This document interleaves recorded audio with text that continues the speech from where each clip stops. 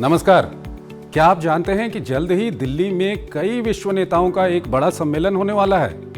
वर्तमान युद्धों और वैश्विक तनाव के बीच इस सम्मेलन पर पूरी दुनिया की नजर लगी हुई है।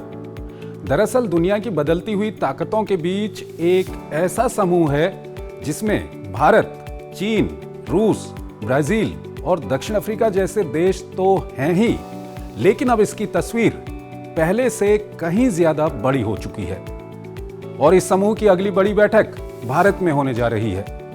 दरअसल बात हो रही है ब्रिक्स की, एक ऐसा समूह जो कभी सिर्फ 4 देशों से शुरू हुआ था, लेकिन आज दुनिया की कई बड़ी उभरती अर्थव्यवस्थाएं इसका हिस्सा हैं। भारत 2026 में ब्रिक्स की अध्यक्षता कर रहा है। 12 और 13 सितंबर को इसका शिखर सम्मेलन दिल्ली के भारत मंडपम में आयोजित हो रहा है।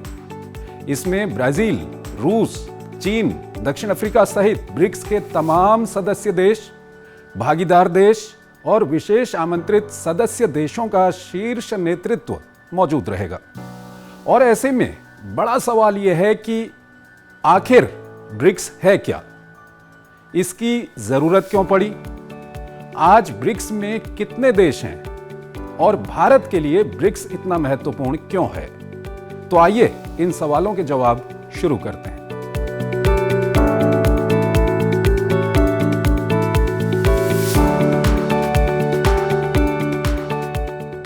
आपको बता दें कि ब्रिक्स नाम इसके शुरुआती सदस्य देशों के अंग्रेजी नामों के पहले अक्षरों से बना है। बी यानी ब्राजील, आर यानी रशिया, आई यानी इंडिया, सी यानी चाइना और एस यानी साउथ अफ्रीका। हालांकि शुरुआत में साउथ अफ्रीका इसका हिस्सा नहीं था। ब्रिक शब्द की चर्चा 2001 में हुई थी, लेकिन चारों देशों का पहला लीडर समिट 2009 में रूस में हुआ। इसके बाद 2010 में साउथ अफ्रीका समूह में शामिल हुआ और ब्रिक बन गया ब्रिक्स। लेकिन कहानी यहीं खत्म नहीं हुई। 2024 में इजिप्ट, इथियोपिया, ईरान और यूनाइटेड अरब एमिरेट्स ब्रिक्स के पूर्ण सदस्य बने और 2025 में इंडोनेशिया भी पूर्ण सदस्य के तौर पर इसमें शामिल हो गया। यानी आज ब्रिक्स में कुल 11 सदस्य देश हैं। इसके अलावा 10 भागीदार देश भी इसमें शामिल हैं। लेकिन सवाल यह है कि आखिर ये देश एक साथ क्यों आए हैं? दरअसल ब्रिक्स कोई नाटो जैसा सैन्य गठबंधन नहीं है, नहीं ये यूरोपियन यूनियन जैसा कोई राजनीतिक संघ है। ब्रिक्स मूल रूप से आर्थिक, राजनीतिक और विकास से जुड़े मुद्दों पर सहयोग का एक मंच है। इन देशों की कोशिश है कि ग्लोबल साउथ यानी विकासशील और उभरती अर्थव्यवस्थाओं की आवाज दुनिया के बड़े फैसलों में ज्यादा प्रभावी हो। और इसी वजह से ब्रिक्स में सिर्फ व्यापार की बात नहीं होती, यहां आर्थिक सहयोग से लेकर ऊर्जा, स्वास्थ्य, तकनीक, कृषि, जलवायु परिवर्तन, शिक्षा और वैश्विक शासन व्यवस्था में सुधार जैसे मुद्दों पर भी बातचीत होती है। ब्रिक्स ने अपना न्यू डेवलपमेंट बैंक भी बनाया है, जिसका उद्देश्य सदस्य और अन्य विकासशील देशों में इंफ्रास्ट्रक्चर और सस्टेनेबल डेवलपमेंट प्रोजेक्ट्स के लिए फाइनेंसिंग उपलब्ध कराना है।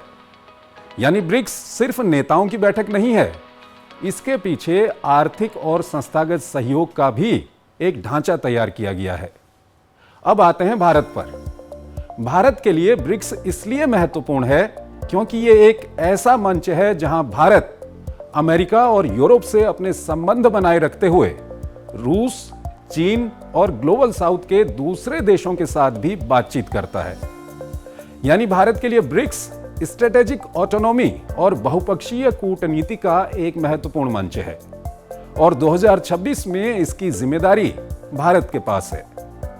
भारत ने अपनी ब्रिक्स चेयरशिप की थीम रखी है building for resilience, innovation, cooperation and sustainability. यानी लचीलेपन, इनोवेशन, कोऑपरेशन और सस्टेनेबिलिटी के जरिए भविष्य के लिए मजबूत व्यवस्था तैयार करना।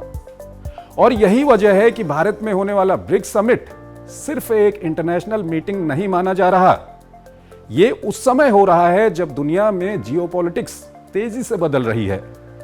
व्यापार, supply chains, technology, energy security और ग्लोबल गवर्नेंस को लेकर बड़े सवाल सामने हैं।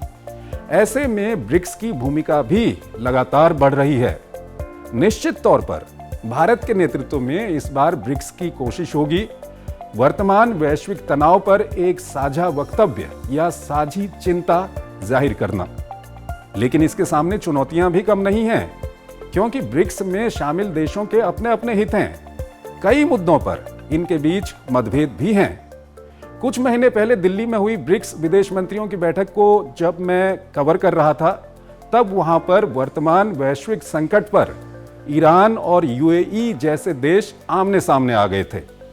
ऐसे में कोई साझा चिंता या वक्तव्य लाने की भारत की कोशिश असफल हो गई थी। इसलिए ब्रिक्स की अध्यक्षता कर रहे भारत की असली चुनौती सिर्फ विस्तार नहीं, बल्कि इतने अलग अलग देशों के बीच कंसेंसस बनाना और उसे कंक्रीट कोऑपरेशन में बदलना है। तो कुल मिलाकर ब्रिक्स को सिर्फ 5 देशों का पुराना समूह समझना अब सही नहीं होगा। ये एक विस्तारित ग्लोबल साउथ प्लेटफॉर्म बन चुका है और भारत की अध्यक्षता में 2026 का ब्रिक्स समिट ये तय करने में महत्वपूर्ण हो सकता है कि क्या ब्रिक्स सिर्फ दुनिया की बदलती आर्थिक ताकतों का मंच बना रहेगा या आने वाले समय में ग्लोबल गवर्नेंस की दिशा तय करने में भी बड़ी भूमिका निभाएगा। तो आज इतना ही। नमस्कार।